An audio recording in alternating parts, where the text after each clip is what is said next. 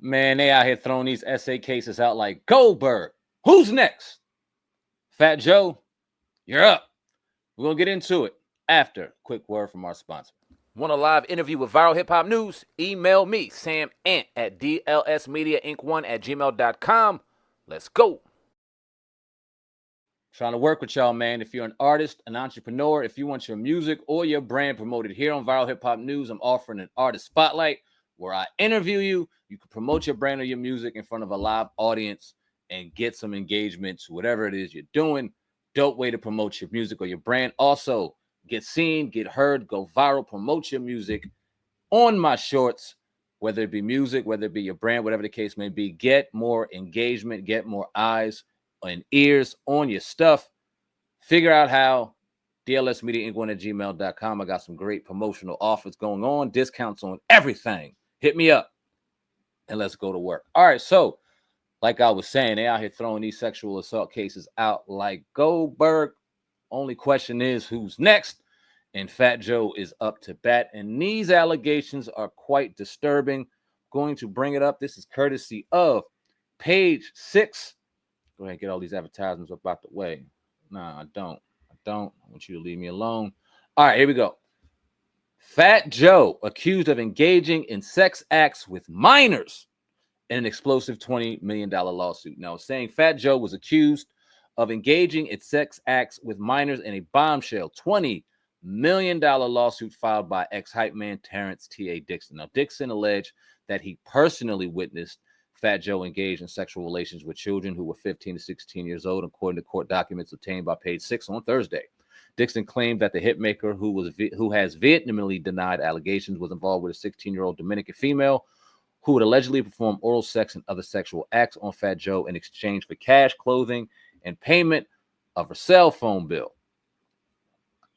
Dixon also listed a Caucasian girl not from the U.S. that Fat Joe, now 54, allegedly started having sexual relations with following a concert overseas when she was 15, according to the lawsuit. A techno producer claimed that the lean-back rapper flew the girl to New York City and Miami on numerous occasions. He also alleged that in the lawsuit that Fat Joe paid for the minor to undergo a Brazilian butt lift since her body wasn't fully developed as a woman yet. Now, according to court docs, the girl eventually left defendant and is now married to a professional athlete. Lastly, Dixon listed a Latina whom he alleged Fat Joe met when she was 15 years old and he was in his late 30s. Okay, so let's just hold on real quick. Let's do some math real quick. Met her when she was 15 years old. He was in his late 30s. He's now 54 years old. Put a pin in that. I'll come back to it. Per the fine, the What's Love Croner was in love with the girl and allegedly considered leaving his wife Lorena Cartagena for her. Fat Joe, born Joseph Antonio Cartagena, would allegedly pay for the girl's bills and take her overseas with him on tour. He brought her to Florida and would put up in her condo. He rented a few blocks from her house with his wife, the following alleged. Now, Dixon, who worked with Fat Joe from 2006 to 2019, also accused the all-the-way out rapper in a lawsuit of coercive labor exploitation, financial fraud, sexual manipulation, violent intimidation, and psychological coercion. He claimed in the court docs that he was consistently underpaid, denied songwriting credits, and deliberately concealed from royalties and back-end compensation. Dixon is also suing Pistol Pete Torres, Richard Rich Player, Giuseppe Erica Juliana Morena. That's probably not even how you say it. I apologize. Sneaker Addict Torn LLC, Slate Inc., and Rock Nation LLC, among others. He described himself also being a lyricist, background vocalist, security member, and creative collaborator to Fat Joe. Fat Joe's attorney, Joe Topacana, denies the allegations against the Grammy nominee, alleging to Page 6 that Dixon's lawyer, Tyrone Blackburn, inappropriately files cases in federal court to garner media attention, embarrasses defendants with salacious allegations, press defenses.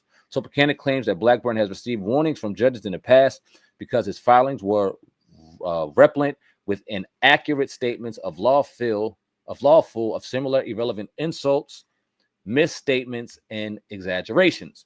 Topacana claims that he's spoken to the woman Dixon claimed were victims, and they've denied any wrongdoing on Fat Joe's behalf. They've made it clear that some of them don't even know Fat Joe, he claims. Blackburn wasn't immediately available for page 6.